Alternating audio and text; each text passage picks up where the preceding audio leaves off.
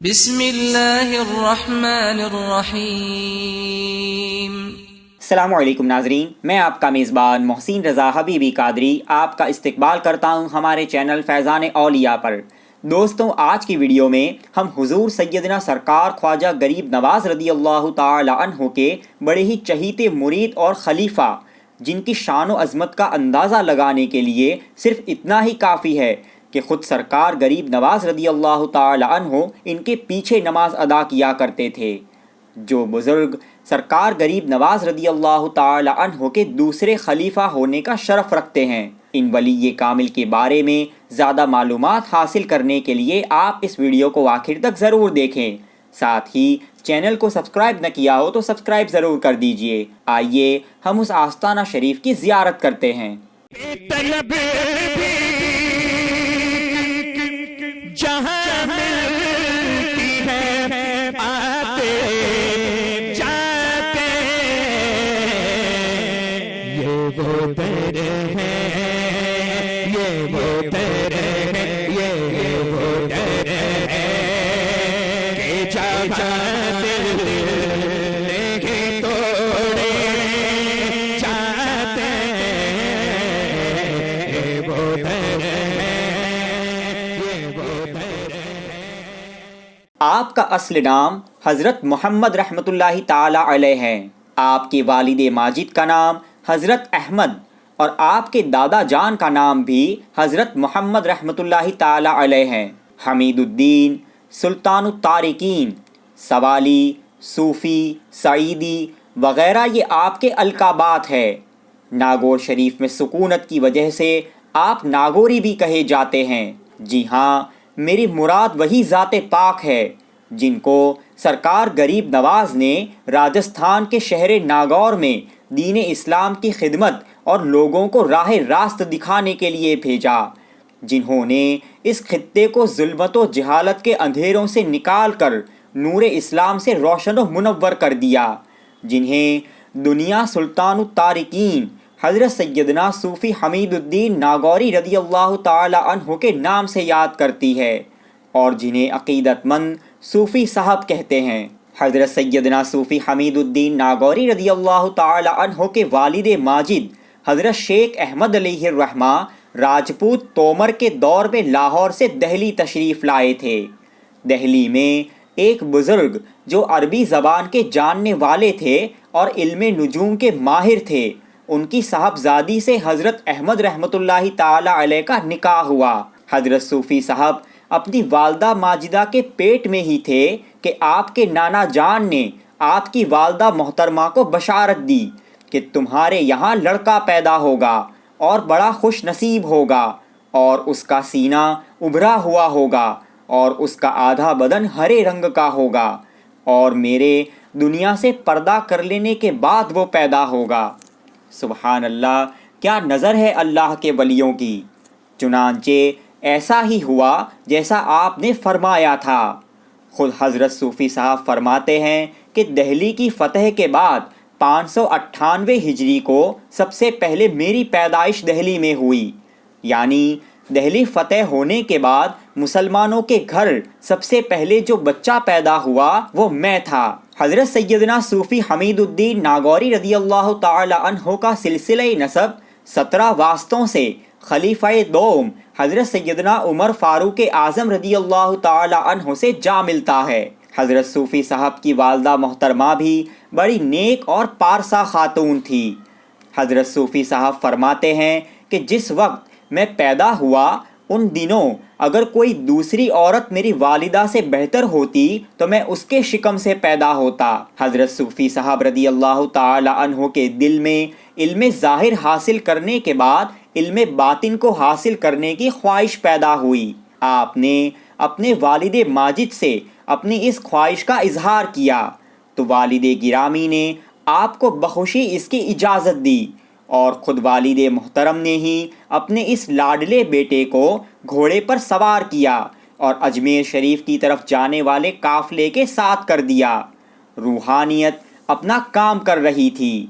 ادھر تو حضرت صوفی صاحب طالب بن کر اجمیر شریف کے لیے روانہ ہوئے، اور جس روز قافلہ اجمیر شریف پہنچنے والا تھا تو سلطان الہند حضرت سیدنا سرکار غریب نواز رضی اللہ تعالی عنہ اپنے ساتھیوں سے فرمانے لگے کہ آج میرا ایک دوست دہلی سے آ رہا ہے۔ یہ فرما کر سرکار غریب نواز اپنے ساتھیوں کے ساتھ دہلی دروازے پر صوفی صاحب کا استقبال کرنے کے لیے تشریف لائے۔ جو ہی یہ قافلہ اجمیر شریف میں داخل ہوا تو پہلی نظر میں ہی حضرت صوفی صاحب نے سرکار غریب نواز کو پہچان لیا، گھوڑے سے اترے اور ادب سے سلام عرض کیا۔ روحانی استاد نے اپنے شاگرد کو گلے سے لگا لیا اور اپنے ساتھ خانقاہ شریف میں لا کر عبادت و ریاضت میں مشغول کر دیا۔ جب حضرت صوفی صاحب نے عبادت و ریاضت کے ذریعے ایک اونچا مقام حاصل کیا تو 22 شعبان کے روز ظہر کے وقت سرکار غریب نواز نے آپ کو بیعت اور خلافت سے نوازا۔ سرکار غریب نواز رضی اللہ تعالی عنہ کے سب سے پہلے خلیفہ قطب الاقطاب حضرت سیدنا خواجہ قطب الدین بختیار کاکی رضی اللہ تعالی عنہ ہیں، جن کا مزار پاک دہلی میں ہے، اور دوسرے خلیفہ ہونے کا شرف حضرت سیدنا صوفی حمید الدین ناگوری رضی اللہ تعالی عنہ کو حاصل ہے۔ ایک روز کا واقعہ ہے کہ سرکار غریب نواز رضی اللہ تعالی عنہ کا دریائے کرم جوش پر تھا۔ آپ پر ایک خاص کیفیت طاری تھی۔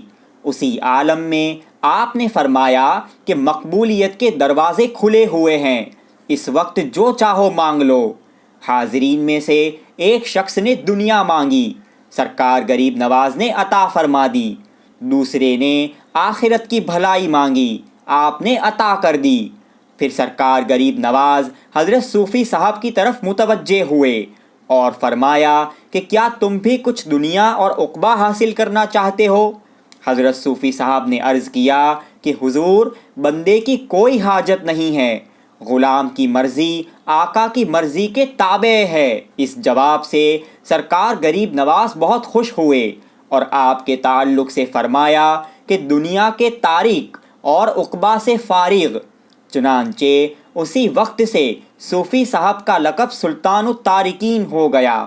حضرت سیدنا صوفی صاحب رضی اللہ تعالی عنہ ہمیشہ دن میں روزہ رکھتے اور آپ نے حج بیت اللہ کی سعادت بھی حاصل کی، اور تارک الدنیا کے لیے زکوٰۃ کی ادائیگی کا سوال ہی نہیں ہوتا۔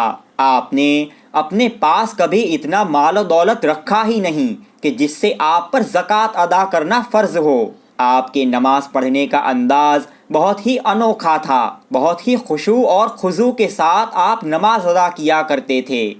جب آپ نماز کی حالت میں ہوتے تو آپ کو کسی چیز کی خبر نہ ہوتی۔ ایک مرتبہ آپ ایک مسجد میں نماز ادا فرما رہے تھے کہ آپ کے استاد حضرت مولانا شمس الدین حلوائی رحمۃ اللہ تعالی علیہ اور دوسرے کئی لوگ آپ سے ملاقات کرنے کے ارادے سے آئے۔ آپ جس مسجد میں نماز ادا کر رہے تھے سب لوگ وہاں پہنچے۔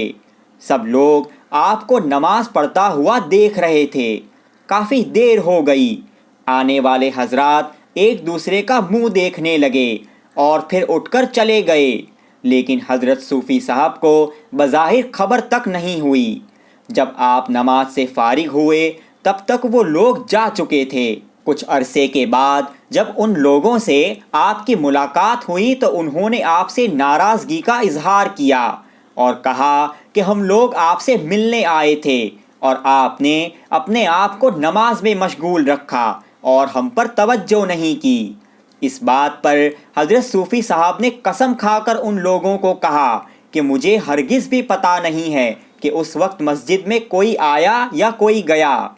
اس لیے حضرت مولانا شمس الدین حلوائی رحمۃ اللہ تعالی علیہ یہ فرمایا کرتے تھے کہ نماز ہو تو ایسی ہو جیسے ہمارے حمید کی۔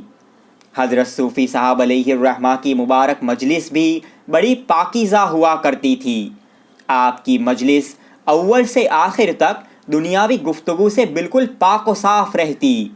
آپ کا کوئی مرید آپ کی مجلس میں کبھی دنیا کی باتیں نہیں کرتا تھا۔ آپ کی مجلس میں یہی فائدہ ہوتا کہ آپ اللہ و رسول کی باتیں بیان کرتے اور مریدین پوری توجہ کے ساتھ اسے سنتے۔ آپ کی یہ بھی کرامت بہت مشہور ہے کہ آپ نماز کی امامت کروانے کے لیے روزانہ ناگور شریف سے اجمیر شریف حاضر ہوا کرتے تھے۔ آپ کا معمول یہ تھا کہ اجمیر شریف میں نماز فجر پڑھاتے اور بغیر کسی سواری کے واپس ناگور شریف پہنچ جاتے، پھر ظہر کے وقت اسی طرح ناگور شریف سے اجمیر مقدس چلے آتے اور عشاء تک وہیں رہتے، عشاء کی نماز پڑھا کر پھر ناگور شریف تشریف لے جاتے اور رات بھر عبادت و ریاضت میں مشغول ہو جاتے۔ یہی آپ کے روزانہ کا معمول تھا۔ یہ بھی آپ کی بہت بڑی شان ہے کہ آپ خواجہ ہند سرکار غریب نواز رضی اللہ تعالی عنہ کی نماز کی امامت کیا کرتے تھے۔ حضور غریب نواز آپ کے پیچھے نماز ادا کیا کرتے تھے۔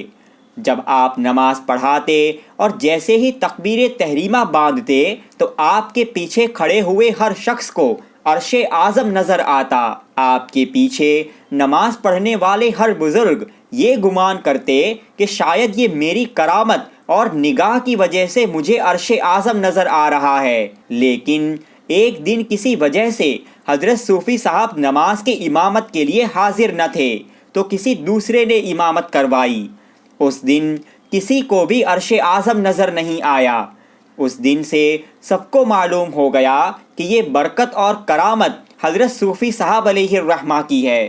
حضرت صوفی صاحب رضی اللہ تعالی عنہ ہمیشہ دنیاوی حرص سے دور رہے، کبھی آپ کے دل میں دنیاوی مال و دولت کا خیال تک نہ آیا۔ نذرانہ قبول کرنے کے معاملے میں آپ فرمایا کرتے کہ اگر مجھے معلوم ہوتا کہ نذرانہ لے کر آنے والا قبول نہ کرنے سے ناراض نہ ہوگا تو میں کبھی کسی کی کوئی چیز قبول نہ کرتا۔ آپ کے اور غوث زمانہ حضرت سیدنا خواجہ بہاؤالدین زکریا ملتانی رضی اللہ تعالی عنہ کے بیچ میں بڑے اچھے اور دوستانہ تعلقات تھے۔ کئی مرتبہ خط کے ذریعے دونوں میں بات چیت ہوا کرتی تھی۔ ایک مرتبہ حضرت بہاؤالدین زکریا ملتانی رضی اللہ تعالی عنہ نے کسی تاجر جو ملتان سے ناگور آ رہا تھا اس کے ساتھ 2 مٹی کے گھڑے چاندی اور سونے سے بھر کر آپ کی خدمت میں بھیجے اور قبول کرنے کی درخواست کی۔ جب وہ تاجر گھڑے لے کر آپ کی خدمت میں حاضر ہوا اور آپ کو پیش کیا تو آپ نے ان سونے اور چاندی سے بھرے ہوئے گھڑوں کو دیکھ کر فرمایا کہ اسے لے جا کر ناگور کے گیندانی تالاب کے کنارے ڈال دو تاکہ غریب اور مسکینوں کے کام آ جائیں گے، اور ہماری طرف سے اسی جگہ کے کنکر اور پتھر بھر کر حضرت خواجہ بہاؤالدین کی خدمت میں پیش کر دینا۔ چنانچہ وہ تاجر گیندانی تالاب کے کنارے پہنچا اور وہاں کنارے پر گھڑے میں موجود سونے اور چاندی کو بکھیر دیا اور وہاں سے کنکر اور پتھر بھر کر ملتان پہنچا اور حضرت خواجہ بہاؤالدین کی بارگاہ میں حاضر ہوا۔ جب حضرت بہاؤالدین نے ان گھڑوں کو دیکھا تو اس کے اندر کنکر پتھر نہیں بلکہ ہیرے اور موتی اور جواہرات بھرے ہوئے تھے۔ یہ دیکھ کر وہ تاجر بڑا ہی حیران ہو گیا۔ ایسی شان فقیرانہ ہے حضرت صوفی صاحب کی۔